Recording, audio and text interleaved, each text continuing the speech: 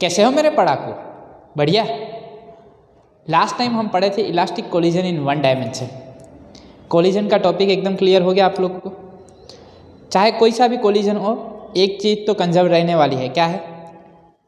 Linear momentum. पर elastic collision में एक और चीज़ कंजर्व्ड है, क्या है? Kinetic energy. Initial kinetic energy will be equal to final kinetic energy. जैसे हमने elastic collision in one dimension पढ़ा था, वैसे ही पढ़ने वाला है elastic collision in two dimension. तो अब टू डायमेंशन के लिए क्या करवाना है? लास्ट टाइम जो कोलिजन हुआ था वो कैसा कोलिजन था? Head on collision. पर यहाँ पे हेड ऑन कोलिजन नहीं करवाना है।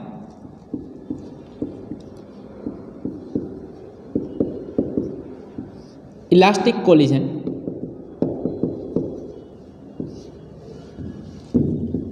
इन two dimension.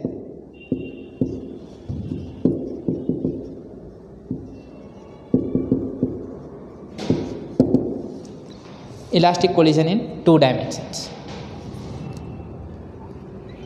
Here I am taking one body of mass m1 and this is the body of mass m2. क्या ठीक? मान लो कि ये बॉडी A है और ये बॉडी B है।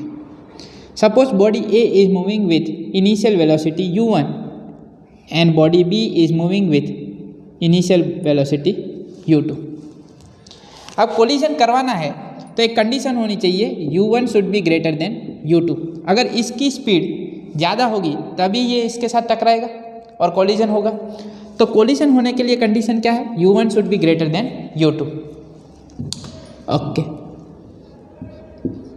This is the situation before collision. अब हमें यहाँ पे हेड ऑन कोलिजन नहीं करवाना है, ठीक है? थोड़ा सा ये स्लाइटली, मान लो कि ये थोड़ा सा इसको यहाँ पे ऐसे टच करके निकले।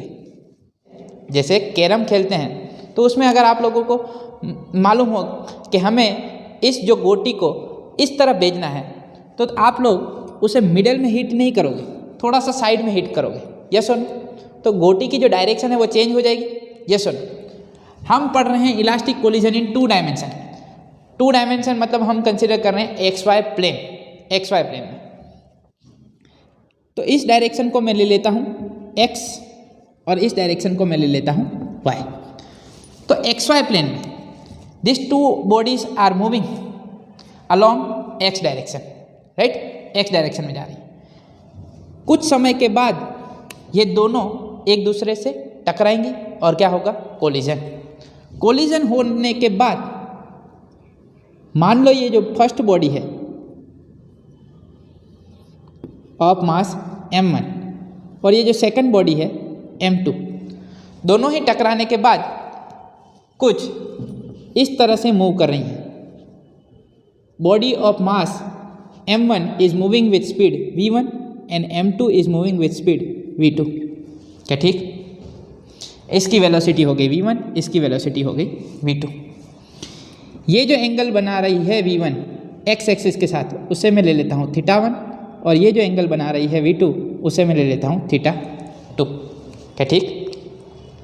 तो इसे ले लो v1 vector velocity, this is v2 vector. क्या ठीक? अब मुझे बता,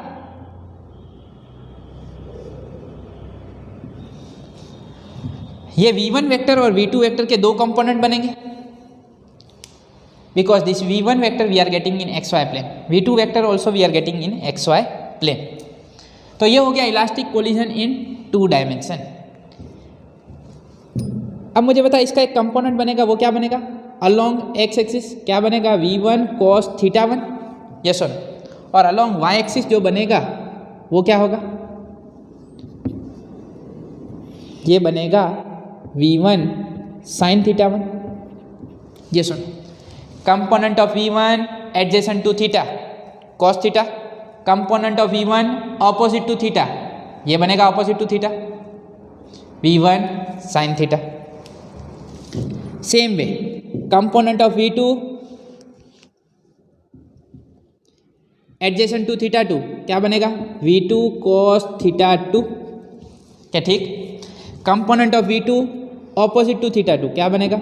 v2 sin θ2। क्या ठीक? समझ में आया?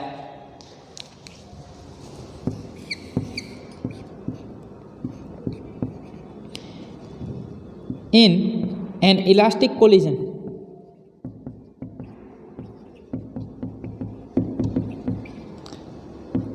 momentum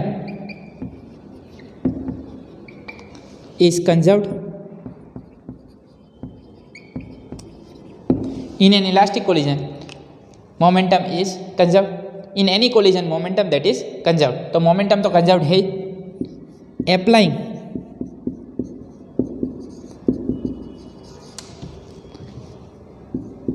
conservation rule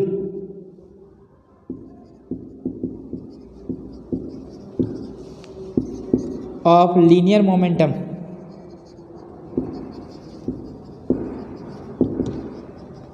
along x axis. क्या लगा दें? Applying conservation rule of linear momentum along x axis. Initial momentum along X axis क्या बनेगी? P I X should be equal to P F X. ये सुनो, initial momentum along X direction should be equal to final momentum along X direction. तो initial momentum along X direction क्या बनेगी मुझे बता. u1 that is along X direction, तो क्या बनेगा? m1 u1 plus m2 u2. ये सुन, m1 u1 plus m2 u2 is equal to final momentum along X direction. Along X direction बात करें तो ये क्या बनी? Velocity v1 cos θ1, component of velocity that is v1 cos θ1 and mass m1, तो ये बनेगा m1 v1 cos θ1. Along x direction we will get momentum m1 v1 cos θ1 plus m2 v2 cos θ2. ये सर क्या ठीक? इसे दे देते हैं equation number 1. Same way applying conservation rule of linear momentum along y axis.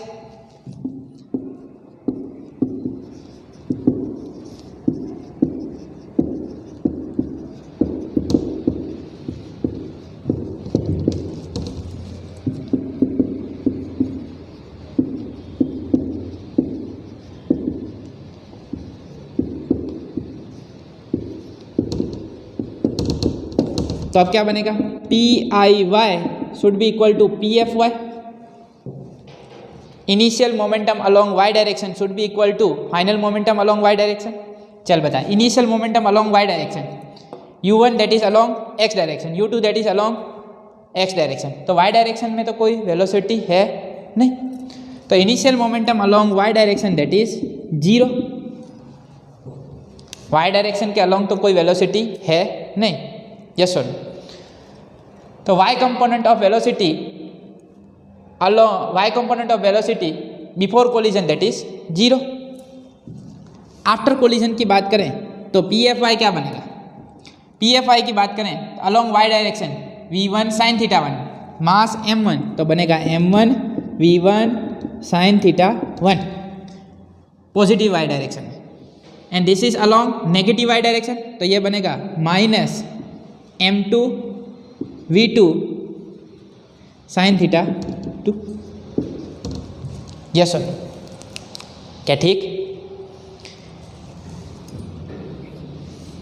m1 v1 sin θ1 minus momentum that is vector quantity. Yes sir, momentum vector quantity है तो direction consider करनी होगी. ये ऑपोजिट डायरेक्शन में तो क्या लेना होगा? माइनस. ठीक है, एक एक डायरेक्शन के लिए ले रहा हूँ इसलिए वेक्टर नहीं लगा रहा हूँ. क्या ठीक? पहले ले लिया अलोंग एक्स एक्सिस, फिर ले लिया अलोंग वाई एक्सिस. दो इक्वेशन हमें मिल चुके हैं. यहाँ से हम लिख सकते हैं m1 v1 sin θ1, इसको सामने ले लें तो क्या बनेगा? m2 v2 sin θ2. Equation number 2. क्या ठीक? अब ध्यान से देख, law of conservation of momentum already we have applied. तो इसकी बारी ख़त्म। एक और चीज़ कंजर्व्ड होती है इलास्टिक कोलिजन में, क्या होता है? In an elastic collision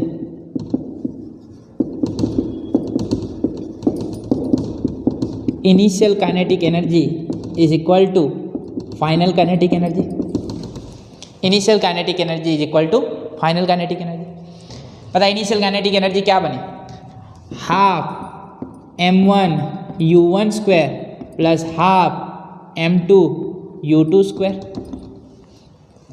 half m1 u1 square plus half m2 u2 square is equal to half m1 v1 square plus half m2 v2 square. यहाँ पे थीटा वीटा की चिंता करनी नहीं है, कॉस थीटा साइन थीटा की चिंता करनी नहीं है, because kinetic energy that is scalar quantity. कैसी क्वांटिटी है? स्केलर। मोमेंटम वेक्टर क्वांटिटी है तो उसमें कंपोनेंट लेने पड़ेंगे, पर यहाँ पे काइनेटिक एनर्जी कैसी क्वांटिटी है? Scalar quantity. स्केलर क्वांटिटी में सीधा लगाओ, क्या फॉर्मूला है? Half M B square half m1 u1 square plus half m2 u2 square is equal to half m1 v1 square plus half m2 v2 square. ये बन गया equation number 3। Total कितने equation मिले हमें? 3। जनरली हमें m1 m2 u1 u2 मालूम होते हैं, बिफोर कोलिजन क्या हो रहा है वो हमें मालूम होता है, और हमें निकालना क्या होता है? v1 v2 थीटा 1 और थीटा 2। क्या निकालना होता है? v1 v2 theta 1 theta 2। This 4 things are unknown. ये 4 चीज़ें अननोन हैं, और हमारे पास इक्वेशन कितने बने? 3। If we have 4 unknown physical quantities then we can not find all the 4 physical quantities using this 3 equations. चारों निकाल सकते नहीं हैं, नहीं मिल सकती, सॉल्व नहीं होगा। तो अगर हमें फिजिकल क्वांटिटीज़ की वैल्यूज़ निकालनी है, v1 की वैल्यू, v2 की वैल्यू, थीटा 1 की वैल्यू, थीटा 2 की वैल्यू, तो क्या करना होगा? एक वैल्यू तो हमें दी होगी, या तो थीटा 1 दिया होगा, या थीटा 2 दिया होगा, या तो v1 दिया होगा, या तो v2 दिया होगा। Value of one of the physical quantity will be given to us. एक की तो वैल्यू दी गई होगी। जब ये 4 अननोन में से एक की वैल्यू दी होगी तो ईजिली हम ये 3 इक्वेशन पर से बाकी की 3 फिजिकल क्वांटिटीज निकाल सकते हैं। क्या ठीक? तो ये हो गया इलास्टिक कोलिजन इन 2 डायमेंशंस। बस इतनी चीज़ ध्यान में रखनी है। इलास्टिक कोलिजन इन 1 डायमेंशन के लिए थोड़ा सा हमने ज़्यादा डिस्कस किया था। क्या ज़्यादा डिस्कस किया था? डिफरेंट केस लिए थे। अगर एक का मास ज़्यादा है तो क्या होगा, एक का मास कम है तो क्या होगा। क्या ठीक? वो सारी चीज़ें अब आप लोगों को क्लियर है। इलास्टिक कोलिजन जब भी आता है तो याद रख क्या कंजर्व्ड रहेगा? एक तो मोमेंटम कंजर्व्ड है और एक kinetic energy. But momentum will be conserved throughout the collision, kinetic energy will not be conserved throughout the collision. Only initial kinetic energy will be equal to final kinetic energy. तो यहाँ पे लगा दे law of conservation of momentum, 2 equation मिल गए। फिर लगा दे law of conservation of kinetic energy, 1 equation और मिल जाएगा। क्या समझ में आया? एक केस ले लो, इलास्टिक कोलिजन इन 2 डायमेंशन के लिए एक केस ले लेते हैं, पर उससे पहले आप लोग इतना लिख लो।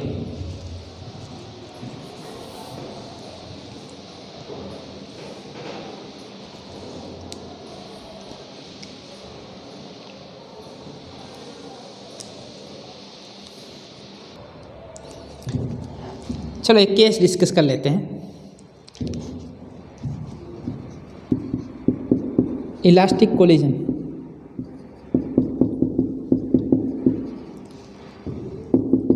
in 2 dimension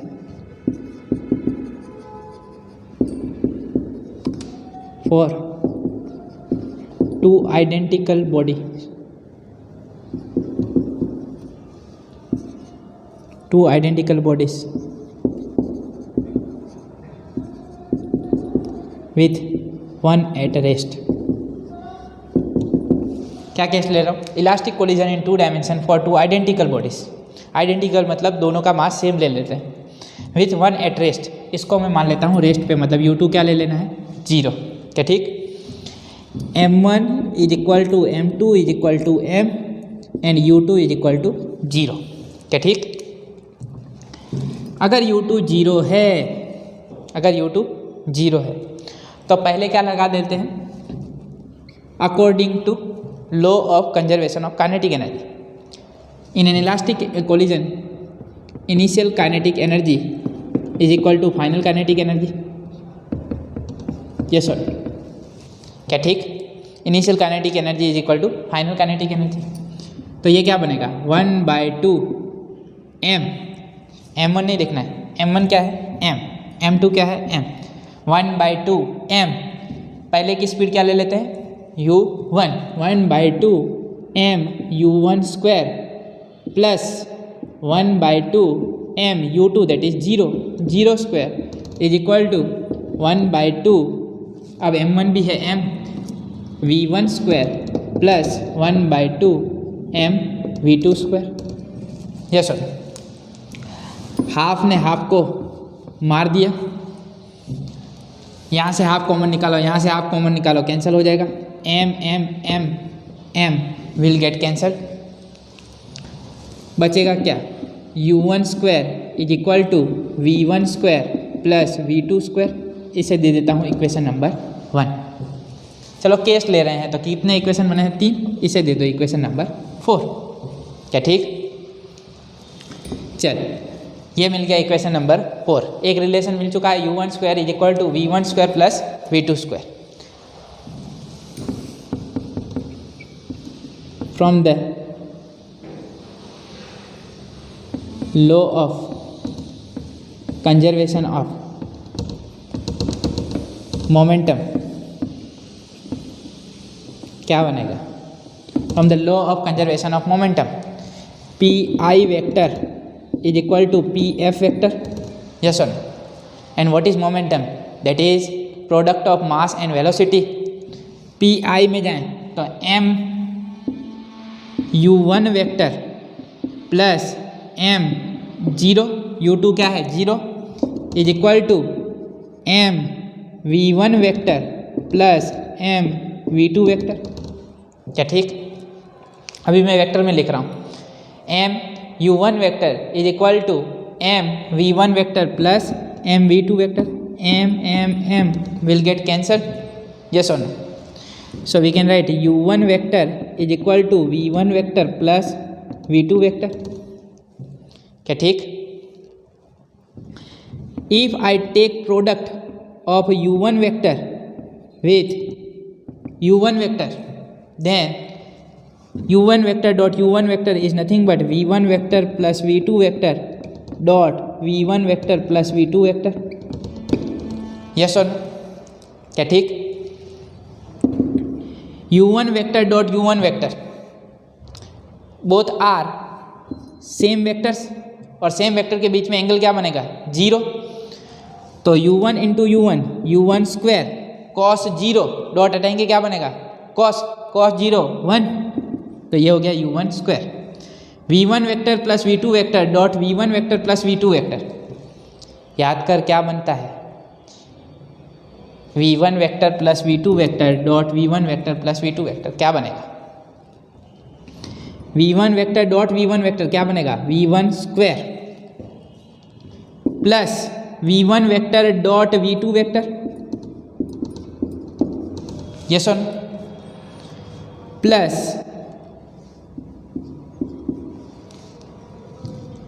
और याद हो तो स्केलर प्रोडक्ट के लिए क्या था a vector dot b vector is equal to b vector dot a vector और नॉट. स्केलर प्रोडक्ट के लिए a vector dot b vector is equal to b vector dot a vector मिला था कि नहीं मिला था? यस और नो? मिला था. तो v1 vector dot v2 vector v1 vector dot v2 vector is equal to v2 vector dot v1 vector को हम लिख सकते हैं v1 vector dot v2 vector. Yes sir. क्या ठीक? Plus v2 into v2 square therefore u1 square plus v1 square u1 square is equal to v1 square plus v2 square plus 2 times v1 vector dot v2 vector. Yes sir. अरे हाँ ना बोल बनेगा v1 square plus v2 square तो क्या बनता है u1 square. Therefore u1 square is equal to u1 square plus 2v1 vector dot v2 vector because from equation 4 u1 ने u1 को मार दिया, यहाँ तो u1 को इस तरफ लेके जाए, u1 माइनस u1 0, तो ये बना 0 is equal to 2v1 vector dot v2 vector. 2 तो 0 हो सकता नहीं है, तो कौन 0 होगा? v1 vector dot v2 vector is equal to 0। Dot हटाऊँ क्या बने? कॉस थीटा, तो v1 v2 cos theta. If magnitude of first velocity and magnitude of velocity of first body and second body is not 0, v1 और v2 0 नहीं है, तो कौन 0 होगा? Then this cos theta should be 0। Yes sir, if cos theta is equal to 0, what is theta? That is the angle between v1 and v2, where theta is nothing but theta 1 plus theta 2। So this theta must be 90 degree. Angle between v1 and v2 that is theta 1 plus theta 2 should be 90 degree. क्या बनेगा? 90 degree.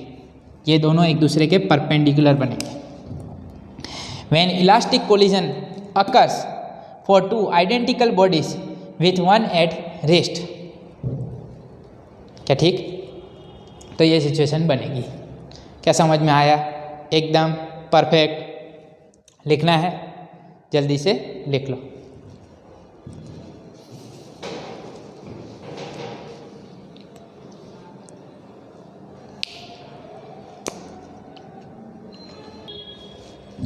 आइए solve करते हैं example 6.13।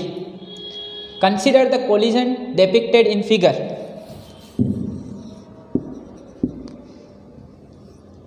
m1 m2 u1, ये velocity 0, ये ले लेते हैं x डायरेक्शन, इसे ले लेते हैं y direction. m1 moving with velocity v1 vector, m2 moving with velocity v2 vector. तो ये एंगल बन गया थीटा 1, ये एंगल बन गया थीटा 2। क्या ठीक? Consider the collision depicted in figure to be between two billiard balls with equal masses m1 is equal to m2। तो m1 is equal to m2 is equal to ले लेते हैं m। The first ball is called the Q while the second ball is called target. Q, this is target. The billiard player wants to sink the target ball in a corner pocket which is at an angle theta 2 is equal to 37 degree. जो player है वो इस ball को कहाँ पे डालना चाहता है? कॉर्नर पॉकेट में, जो कितने एंगल पे है? Theta 2 is equal to 37 degree. Assume that the collision is elastic. कौन सा कोलिजन करवाना है? Elastic collision. तो ये हो गया elastic collision in 2 dimension with identical mass. Mass कैसा है? Identical. Both the balls are identical and that the friction and rotational motion are not important. Second ball is at rest. ठीक है, ये target है। टारगेट कहाँ पे? Rest पे। और ये आया u1 स्पीड से। Friction and rotational motion are not important. Friction को और रोटेशनल मोशन को कंसिडर करना नहीं है। और क्या निकालना है? थीटा 1। ये क्या होगा? अगर इसको कॉर्नर पॉकेट में डालना है तो 37 डिग्री पे ये जाना चाहिए एक्स एक्सिस के साथ। ठीक है, तो Q जो है वो कितने एंगल पे जाएगा? एक्स एक्सिस के साथ। क्या ठीक? एक्स एक्सिस के साथ क्या एंगल बनाएगा वो हमें निकालना है। एक मेथड हम सीख चुके, जब ऐसी कंडीशन होगी, सेकंड बॉडी जो है वो रेस्ट पे होगी, अगर दोनों आइडेंटिकल होंगी तो उनके लिए क्या होगा? v1 vector dot v2 vector क्या हो जाएगा? 0। यस सर, इस कंडीशन में if v1 vector dot v2 vector is 0 then cos theta is equal to 0 where theta that is theta 1 plus theta 2। देखो, इन दोनों की वेलोसिटी तो 0 हो सकती नहीं, स्पीड इसकी 0 होगी नहीं, v1 0 नहीं हो सकता, v2 0 नहीं हो सकता। ठीक है, स्पीड तो 0 होगी नहीं, तो क्या 0 हो सकता है? cos theta. अगर cos थीटा 0 है तो थीटा क्या बनना चाहिए? 90 degree. Therefore theta 1 plus theta 2 should be 90 degree. Theta 2 हमें दिया हुआ है, कितना है? 37 डिग्री, तो थीटा 1 क्या बनना चाहिए? थीटा 2 अगर 37 डिग्री है तो थीटा 1 बनना चाहिए 53 डिग्री। ये सुन, तो ये क्यू जो है वो 53 डिग्री एंगल पे जाना चाहिए एक्स एक्सिस के साथ। क्या ठीक? अगर इलास्टिक कोलिजन हो रहा है 2 डायमेंशन में तो। अगर आगे वाली थियरी अच्छे से समझ ली है तो ये न्यूमेरिकल एकदम छोटा सा हो गया। क्या ठीक? अगर नहीं समझा है तो पूरा डिराइव करो फिर लाओ। क्या समझ में आया? एकदम परफेक्ट। ये एकदम सिंपल मेथड है, एकदम सिंपल मेथड। जब भी हमें आइडेंटिकल मास दिए होंगे और दूसरे की स्पीड 0 होगी और इलास्टिक कोलिजन हो रहा होगा, तब क्या होगा? Cos angle between V1 and V2 will be 0। It means theta 1 plus theta 2 should be 90 degree. Theta 2 हमें दिया हुआ है तो थीटा 1 मिल जाएगा।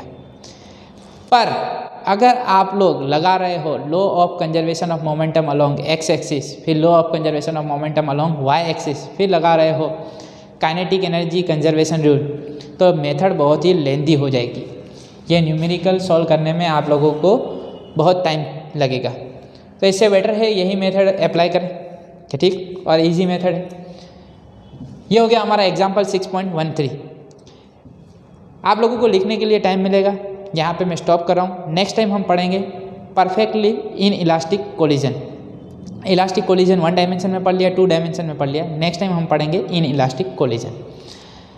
स्वस्थ रहें, मस्त रहें, दीपक सर के साथ पढ़ते रहें। मिलते हैं नेक्स्ट लेक्चर में, तब तक के लिए बाय बाय, थैंक यू।